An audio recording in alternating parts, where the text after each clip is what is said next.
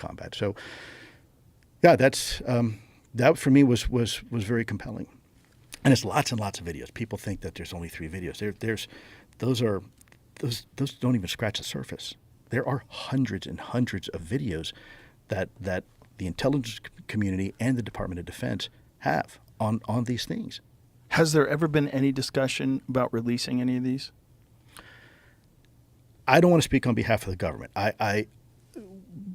Colleagues of mine like Chris Mellon, who have been very, very, very active in this topic and have actually been responsible for a lot of what we see now happening in Congress, has been championing that. He is the one who says, look, we need more videos to come out so the American people can see for themselves what we've been dealing with. When I had Chris Mellon in the Pentagon, he saw those videos. And up to that point, he had been, when he was a senior person at the Pentagon, like very senior, one of his jobs as the senior intelligence official, he asked, hey, do we have any UAP, UFO videos, investigations, anything like that? And they told him no. So when he came to the Pentagon and saw what we actually did have, you can imagine someone like Chris Mellon, right? He wasn't very happy. He was actually pretty disappointed, saying, why was I told no? I can see these videos clearly. I see the reports.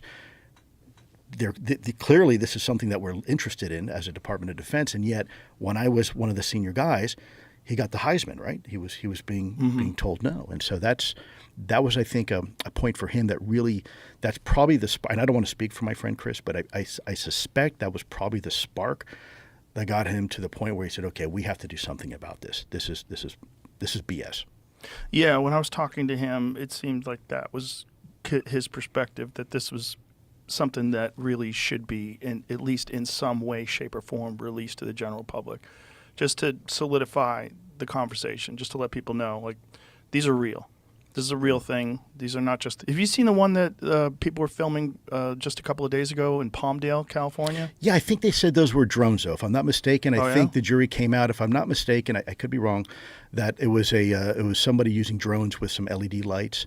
Which, you by can the do way, wild things with drones now. Have you seen the ones where they can create images in the sky? 100%. Like dragons and stuff with drones? Yeah, absolutely. So, we have to be careful. As our own technology begins to advance, there's going to be pranksters out there. Right. And that's one of the things that, for me, in ATIP, I always went into an investigation or a case assuming that it was man-made, right? And until I saw the compelling data that said otherwise, we were always going to assume or presume that this was something that was conventional. It was probably misidentified, but it wasn't exotic. And then once the data suggests otherwise, then you kind of go into that other mode of, okay, now what are we dealing with? Again, especially on the backdrop of the 5 performance observables, that's when you start to say, okay, yeah, this is not an F-16. This is not a Chinese aircraft. This is something different.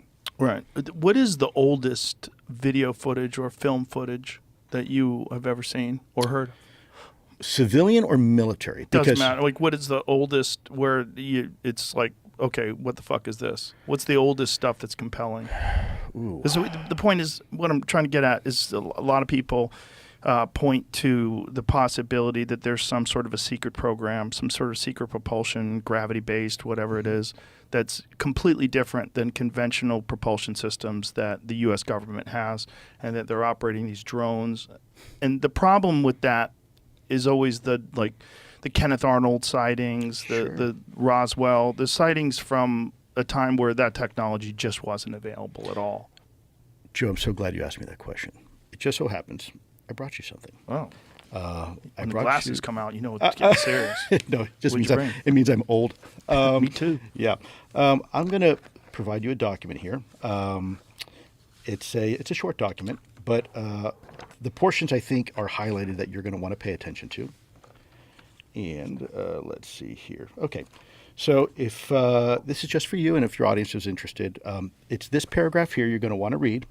And then it's the last one that's highlighted. And then take a look at the date and the subject line. This is it right here. Jamie brought it up here. Oh, great. Okay, yeah, so which one do I want paragraph to read 6 right now. So if you want to scroll down to paragraph 6, there you go. This summary of observations of aerial phenomenon has been prepared for the purpose of re-emphasizing and reiterating the fact that the phenomena have continuously occurred in the New Mexico skies during the past 18 months and are continuing to occur. And secondly, that these phenomena are occurring in the vicinity of sensitive military and government installations. And if you wanted to go back to like paragraph 2, there you go. The highlighted part? Yeah, the observers of. The observers of those phenomenon include scientists, special agents of the Office of Special Investigations, the U.S. Air Force, airline pilots, military pilots, Los Alamos security inspectors, military personnel, and many other persons of various occupations whose reliability is not questioned. And now scroll to the top of the very top of that document.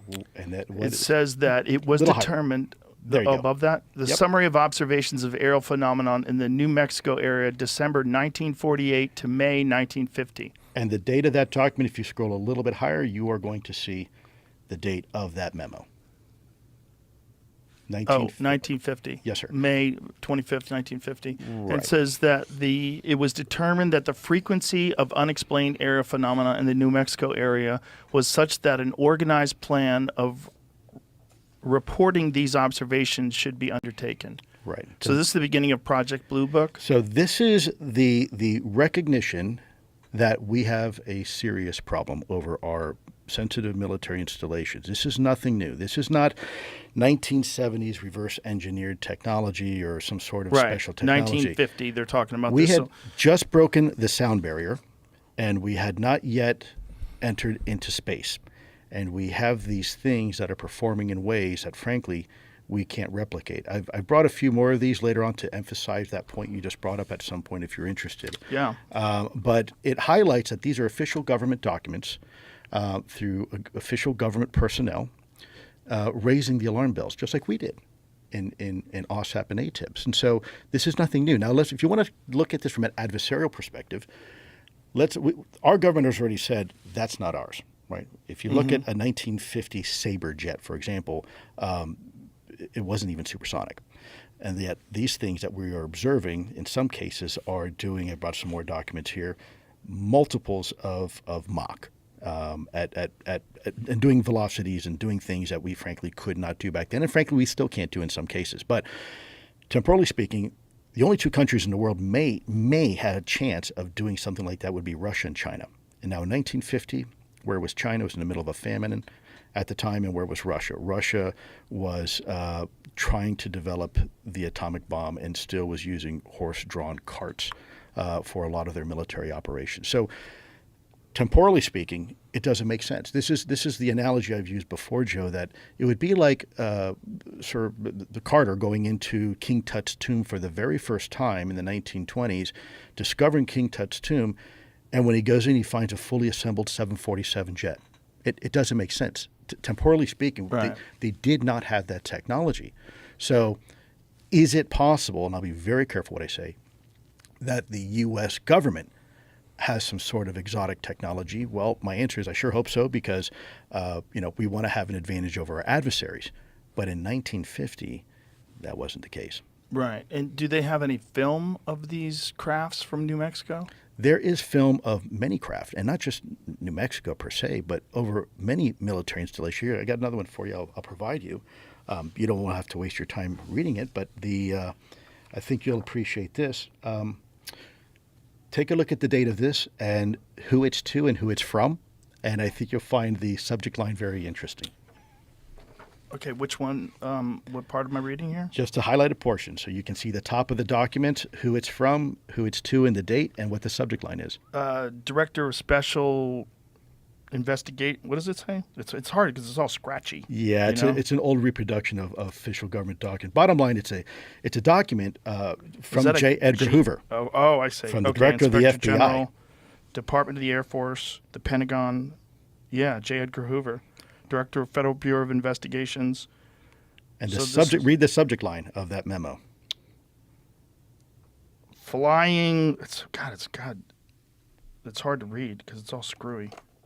Flying discs, I should say. Flying discs over the savannah. There's a sensitive facility that we had where we were doing atomic development. And flying discs reportedly seen in the vicinity of the something river plant. Savannah River Plant, yes, sir. Okay. That's correct. And so that's Atomic Energy Commission. And the date of that being 1952, right? Right. So this is verified? This is That was released by the government. That is those are all official. All these are official U.S. government documentation that anybody can pull up anytime they want. Did they let you see any of these ancient films, these films from the 1950s of these things? So great question. Our focus was really more modern time. It was more like taking a picture of where we are now. I mean, but wouldn't you want to just like if you really think this thing is from somewhere else, the best example of it definitely not being ours is something from the 1950s. Right? Sure, and anecdotally, that's great. But keep in mind, on the backdrop of national security, when you go to a general and you say, clean this up, by the way. Yeah, it's crazy. It's like half the things are blotted out and scratchy. Yeah, that's Uncle Sam for you. When you go to a general, or it makes me suspicious. No, you can find it. I know, but it was just like the government released that. I mean, they admit that. What that's a fucking shitty old 1920 fax machine. Look at that. Well, remember they were using typewriters back then too, right? And the ink smears, blotchy. Blotchy. And I'm sure the original is probably much cleaner. But that's what the government put out online for people to review. So when you're going back to answer your question, when you are going to a general or you're going to a military leader about this topic, if you go back to anecdotal stuff like, oh, this is something from 1950s, they're not interested. They're like, look, what is going on now? Right. What is the threat now?